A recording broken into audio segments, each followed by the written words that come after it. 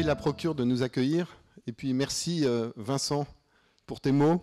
C'est toujours émouvant de passer après.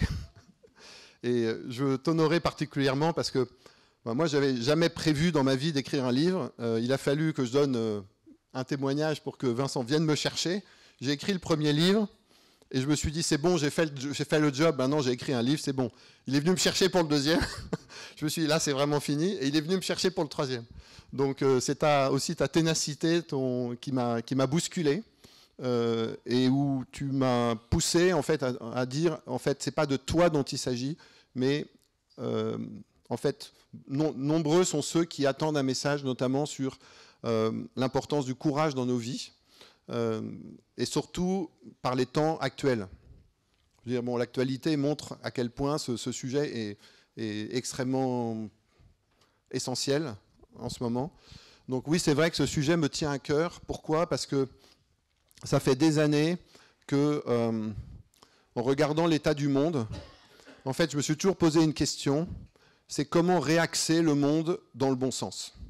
En fait, c'est vraiment quelque chose qui me taraude, de dire, en fait, cette création est magnifique, quand les personnes individuellement ont des qualités souvent extraordinaires, quand on voit le sourire d'un enfant, la beauté d'une femme, l'énergie de certains hommes, etc., il y a de quoi transformer la société. Et en même temps, voilà, plein de choses vont de travers. Bon, je ne vais pas faire la liste de tous les problèmes de conflits, de chaos climatique, de désordre économique, etc.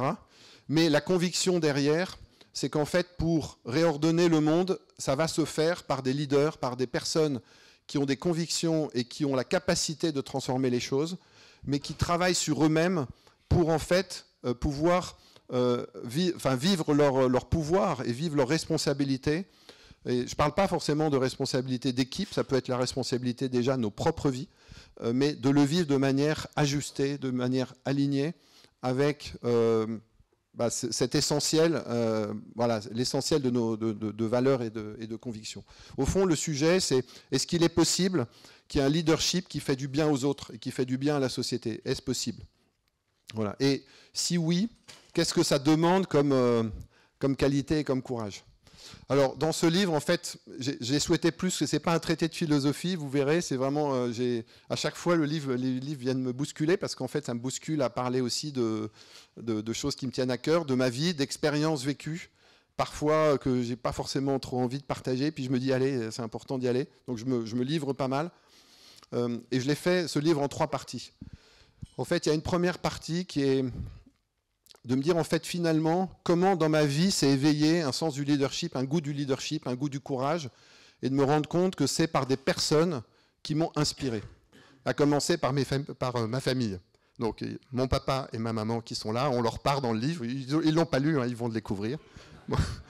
Marianne, mon épouse adorée et fidèle, a sa part dans le livre aussi.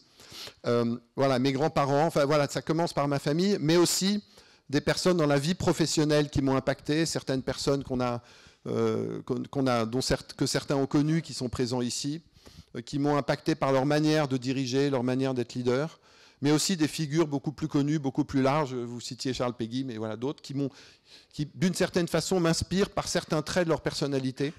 Et en fait, la conviction derrière, et ça c'est pour nous tous, c'est qu'en fait, quand quelqu'un nous attire et nous inspire, ça traduit toujours une qualité, quelque chose qui est en nous-mêmes.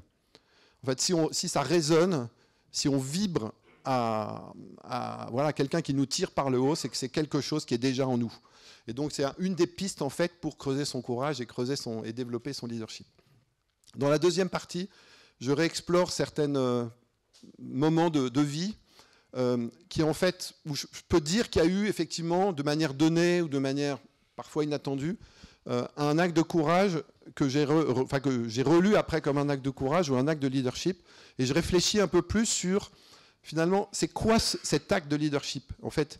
Et je me rends compte que souvent, c'est lié à un élan de vie, à un désir profond de réaliser quelque chose dont on perçoit que c'est pour du bien, que c'est quelque chose qui nous pousse en avant, mais j'ai fait l'expérience aussi, et peut-être vous également, que souvent dans ces moments-là se réveillent toutes les résistances, les peurs, toutes les raisons de ne pas y aller. Ça peut être les conventions, ça peut être suivre les normes, l'envie de ne pas être différent des autres. C'est la perception aussi que si je suis ma propre voix, ça peut me mettre en porte-à-faux et ça peut réveiller des réactions autour de moi.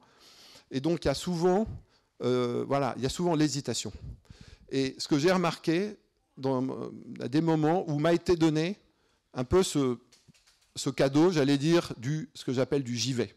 Ok, il y a toutes les raisons d'avoir peur, il y a toutes les raisons de résister, mais voilà, il y a quelque chose qui me pousse, et à un moment, à lâcher prise, d'y aller et de construire quelque chose de nouveau. Et je remarque qu'à chaque fois, je ne l'ai jamais regretté. Et quand je relis, en fait, c'est essayer d'être plus conscient de ce consentement à ces mouvements intérieurs qui nous poussent vers la vie. Voilà, enfin, vous verrez à travers différents exemples. Le but, c'est pas tant de parler de ma vie, de mon expérience, mais l'idée, c'est à travers quelques exemples d'aller réveiller chez le lecteur quelque chose de lui-même, que ça permette, en tout cas c'est mon désir, qu'en le lisant, l'un ou l'autre se dise « Ah bah ouais, mais moi aussi dans ma vie, il y a eu tel moment. » Voilà, ça me fait du bien. Et puis, dans la dernière partie, j'essaie de répondre à cette question. J'ai une amie qui m'a dit, voilà, il y a une poétesse qui s'appelle Anna Noailles qui a écrit un poème. Et il y a cette phrase extraordinaire dans ce poème qui est « Que ferais-je de mon courage ?» Je trouve ça très beau. « Que ferais-je de mon courage ?» Et donc déjà, de permettre à chacun de se poser cette question-là. Mais aussi, ok, c'est bien cette question, mais comment on fait? Comment on fait pour développer son courage? Comment on fait pour développer son leadership? Et là, ça rejoint effectivement la méthode qu'on a développée avec Louis, qui parlera après. Mais aussi... L'idée, c'est d'aider chacun peut-être à trouver des balises pour se dire « Ah ben tiens, sur tel sujet, ah ben oui, là, ça me fait du bien de développer ce muscle du courage pour peut-être prendre une décision qui n'est pas forcément évidente, mais qui va nous faire grandir. » Voilà, c'est ça l'idée.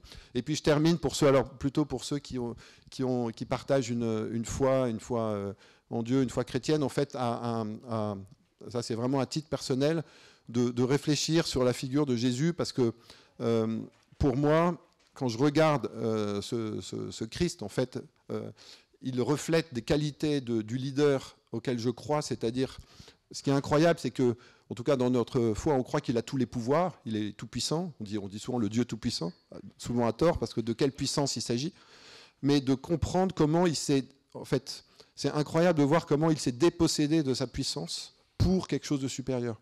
Jusqu'à d'ailleurs accepter de donner sa vie et de même d'être tué. Mais en fait, si vous voulez, là où ça vient toucher le leader, le manager que je suis, c'est de me laisser interpeller sur qu'est-ce que ça veut dire dans notre manière de diriger, parfois d'oser redonner le pouvoir à d'autres, lâcher notre propre puissance pour permettre quelque chose de plus grand. Voilà, bon, je vous laisse avec ce questionnement, vous verrez. Voilà, je ne vais pas en dire plus, sinon vous dire à quel point ça me touche que chacun soit là. Je vois tous vos visages et je disais l'un ou l'autre, je sais pas, dans la vie, il y a quelques moments comme ça marquants où on est entouré des personnes que l'on aime et des personnes qui sont importantes. Et ce soir, c'est le cas. Donc merci à chacun d'être présent. Je sais que vos vies sont très occupées et que vous soyez là, ça a énormément de sens pour moi. En tout cas, ça m'encourage. Merci. Et si j'ai un désir, c'est que ce leadership qui fait du bien, ce leadership courageux, ce leadership aligné, soit pas juste un sujet d'un livre, mais que ça soit peut-être quelque chose qu'on puisse partager ensemble et que ce soit un peu comme un mouvement qui se répande.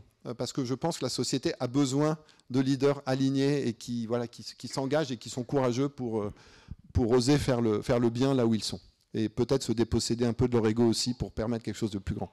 Voilà. Je vais donner la parole à 3 personnes qui vont faire un petit témoignage. Marianne, d'abord.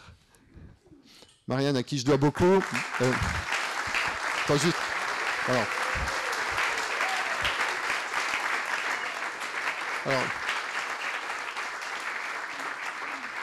Marianne, à qui je dois beaucoup pour plein de choses, mais particulièrement pour sa patience, parce que écrire, ça prend un peu de temps parfois. Parfois, ça prend du temps sur notre couple, sur le week-end. Parfois, je me lève tôt, je te réveille. Donc, merci de m'avoir encouragé. Je ne sais pas si c'est toi qui me réveille le matin, parce que je suis souvent réveillée avant toi, mais... Moi, j'ai envie de dire 2 choses.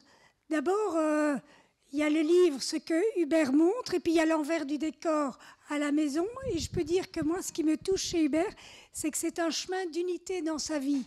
Donc, ce qu'il montre, c'est ce qu'il vit. et qu'il essaye de vivre dans tous les lieux de sa vie, que ce soit en famille, que ce soit avec moi, que ce soit dans notre environnement proche.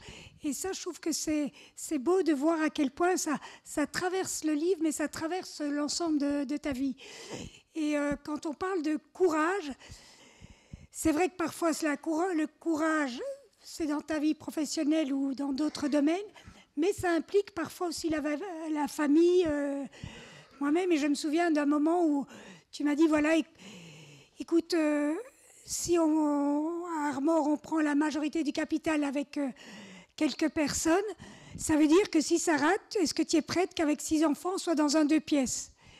Et je me souviens qu'à l'époque, en tant que professeur d'économie, je disais, on ne met jamais tous les œufs dans le même panier, on apprend ça. Et nous, on faisait exactement le contraire. Et il y avait cette conviction, derrière le courage, que voilà, il faut parfois faire des actes qui paraissent insensés, qui paraissent le contraire du bon sens, mais que ce courage demande, et je rajouterais, de l'audace et oui, des prises de risques. Des prises de risques. Et donc, c'est ça que je voudrais simplement dire. Et puis de dire qu'à travers Hubert, à travers ce que je vois qui vit dans ses livres, c'est qu'il se rapproche de ce qui, lui tient le plus à cœur pour justement construire le monde, mais de manière concrète, réelle et à travers les relations. Et je crois que si vous êtes aussi nombreux là, c'est que c'est aussi, j'appellerais ça, un leadership de la relation. Parce que tu es capable de tisser des relations à une profondeur avec les autres qui fait que on est avec toi dans l'aventure. Louis Faure, avec lequel on a co-créé Otekum, va dire quelques mots. Bonsoir tout le monde, je suis très heureux d'être là. On était un peu moins nombreux il y a 2 ans, de fait. C'était moins impressionnant aussi.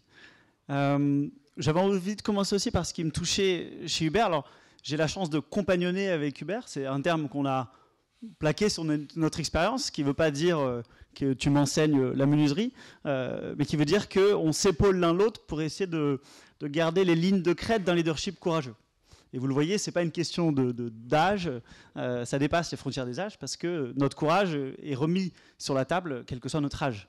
Et moi, ce qui me touche, du coup, en voyant assez de manière très rapprochée, Hubert progressant dans son courage ces dernières années, c'est en tout cas une capacité à se laisser déplacer, qui je crois est très rare.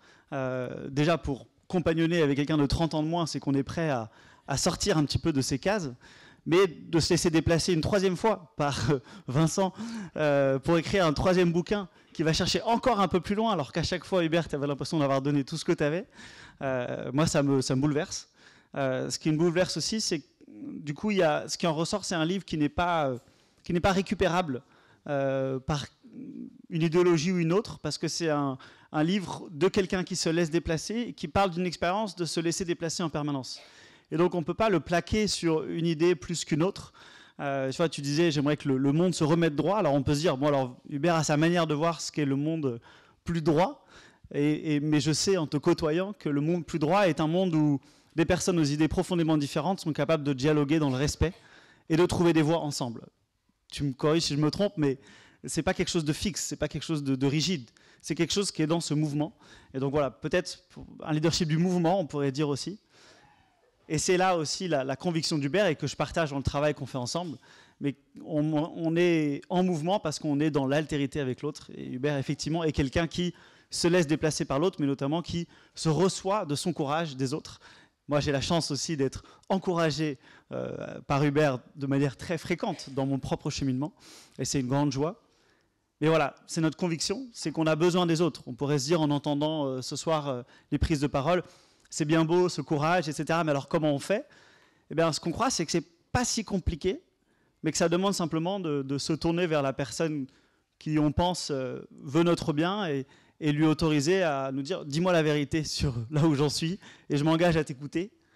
Et peut-être, si tu veux, je fais la même chose pour toi. » Et une fois qu'on a regardé la vérité en face, s'il te plaît, me lâche pas la main quand j'essaie de la traverser, quoi. Pas de la résoudre, mais d'essayer de trouver une voie.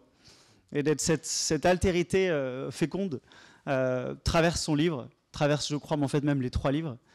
Et je crois qu'il y a vraiment un besoin aujourd'hui de ça. On voit bien que personne ne détient la vérité, mais que si on est capable de tracer ces voies ensemble, eh bien, on constate que ça marche et que ça fonctionne. Donc voilà, merci Hubert pour le cadeau de ce 3e livre et que j'espère vous pourrez tous aussi bénéficier sur vos propres chemins. Merci Louis. Merci. Voilà, je vous rassure, ça ne va pas être trop long. Il y a un dernier, mais last but not least, témoin. Merci Antoine d'être venu de Lyon exprès. Merci à toi, merci Hubert pour ton invitation qui m'a énormément touché. Je me suis dit, comment témoigner. Alors j'avais préparé un texte et puis je vais partir dans une toute autre direction. Moi, ma rencontre avec Hubert et ensuite avec Louis, c'est son premier livre. J'ai vu qu'il était ici, L'Esprit souffle, suis-le. Déjà le titre m'a attiré, comme certainement un certain nombre d'entre vous, Itinéraire d'un dirigeant engagé. Et en lisant ton premier livre, Hubert, j'ai eu l'impression de rencontrer un dirigeant qu'on ne rencontre pas tous les jours. Une personne profondément humaine, profondément authentique. Et ce que j'ai tout de suite aimé et confirmé avec toi depuis, moi je travaille avec beaucoup de dirigeants, c'est que c'est assez rare d'avoir des gens qui ont les pieds bien à terre, qui touchent bien la terre, mais qui en même temps qui ont la tête dans le ciel. On trouve beaucoup de gens à notre époque qui ont la tête dans le ciel, mais les pieds ne touchent pas vraiment à terre. Et on trouve beaucoup de gens aussi qui ont les pieds bien à terre, mais qui gagneraient à avoir la tête un petit peu plus dans le ciel, si vous voyez ce que je veux dire. Et je pense que Hubert, tu incarnes formidablement cette synthèse-là, et ça fait du bien. Et à la fin de ce livre, il y a un truc qui a attiré mon attention. Tu parlais en filigrane du compagnonnage avec quelqu'un qui s'appelle Louis Faure. Et ça a allumé un truc en moi. Je me suis dit, waouh, ça a l'air incroyable ce truc. J'ai envie d'essayer. Je suis venu voir, j'ai écrit à Hubert, qui a eu la gentillesse de me répondre, et je les ai rencontrés. Et à ce moment-là, vous cherchiez à commencer à apporter, à diffuser cette idée du compagnonnage. Et j'ai dit, moi je lève la main, je suis partant, je veux bien être un cobaye. Et c'est quelque chose qui, grâce à vous deux, a démarré il y a 3 ans. Et je pense que j'ose dire que c'est un des plus beaux cadeaux que j'ai reçus de ma vie, ce compagnonnage. Pourtant, j'ai eu beaucoup d'espace thérapeutique, de coaching, de je ne sais quoi. Mais à travers ce que vous avez proposé, j'ai découvert quelque chose de très différent et qui va complètement dans cette idée que tu défends en tant que leader de notre propre vie, en tant que dirigeant, on a besoin d'un espace dans lequel on peut se déposer complètement, dans lequel on sait qu'on va être accueilli inconditionnellement dans notre état d'être humain. Vous savez, quand on est dirigeant et qu'on a des grandes décisions à prendre, mais derrière ces décisions se cache la réalité d'un être humain et de son psychisme avec le côté très lumineux, mais aussi nos peurs, nos angoisses, notre peur d'être rejeté, notre peur de plus être reconnu, notre peur de perdre ce qu'on a acquis. Toutes ces choses-là qui se jouent dans chaque décision, qu'on soit dirigeant ou pas dirigeant. Et moi, j'ai découvert un espace, en fait, j'ai découvert la fraternité. C'est un truc qui est écrit sur toutes nos mairies, mais qui sait vraiment ce que c'est que la fraternité? Eh bien, moi, je peux dire qu'en tout cas, le compagnonnage m'a permis de découvrir cette fraternité, de vivre quelque chose que je ne pensais même pas possible de vivre. Et je n'aurais qu'un seul souhait, c'est que chaque personne puisse bénéficier de ça. Parce que derrière de ça ne peut que ressortir des fruits positifs. Des fruits positifs d'alignement, de courage. En effet, de quoi on pourrait rêver? C'est que chaque personne mette ce qu'elle sait faire de mieux au service de ce à quoi elle croit le plus. Si tout le monde mettait ce qu'on sait faire de mieux au service de ce à quoi on croit le plus, le monde serait différent. Mais pour ça, on a besoin de soutien. C'est pas si facile que ça. Et c'est pas si facile que ça tous les jours. On le sait tous. Merci à tous les deux. Le livre, il se lit super bien. J'ai eu la chance, moi, je l'ai lu en PDF sur mon smartphone, mais je l'ai lu un peu comme un paquet de Pringles. Vous savez, vous mangez la première, vous dites j'arrête, j'en mange qu'une. Et en fait, vous en prenez un deuxième. En fait, c'était un peu comme ça. J'ai lu le premier chapitre, puis j'avais envie de lire le deuxième, et ainsi de suite, et je l'ai lu en un week-end. Donc, je ne peux que vous souhaiter de vous régaler avec cette lecture. Moi, ça m'a donné l'envie d'être un peu plus courageux encore. Et si ça donne cette envie à tout le monde, ce sera génial. Merci à tous les deux. Merci à toi, Hubert. Merci à toi.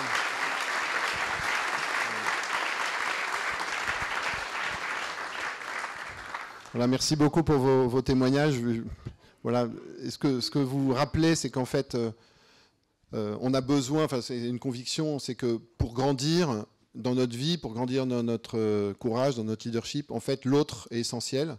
Ce n'est pas quelque chose qu'on peut posséder soi-même uniquement. On a besoin de l'altérité de l'autre, quelle que soit la forme. Ça peut être le conjoint, ses compagnons de route, ses compagnons de confiance, de cordée, de certaines façons, peuvent nous aider. Mais en tout cas, et quand on dirige, quand on est en situation de diriger une entreprise, la capacité à vivre une altérité avec ses équipes, à croire que les équipes ont quelque chose à nous apporter et que les solutions sont souvent présentes au milieu des équipes, parfois en osant reconnaître, peut-être en ayant le courage de leur dire simplement qu'on n'a pas toutes les réponses. En tout cas, moi, je me rends compte combien de solutions m'ont été données par mes équipes, aussi par simplement le fait de laisser un espace de dialogue ou me laisser interpeller, me laisser déplacer par elles, me laisser enrichir par elles, pour qu'on construise ensemble. Voilà. Écoutez, vous êtes chacun aussi ces vis-à-vis d'amitié, ces vis-à-vis qui me font grandir, donc merci.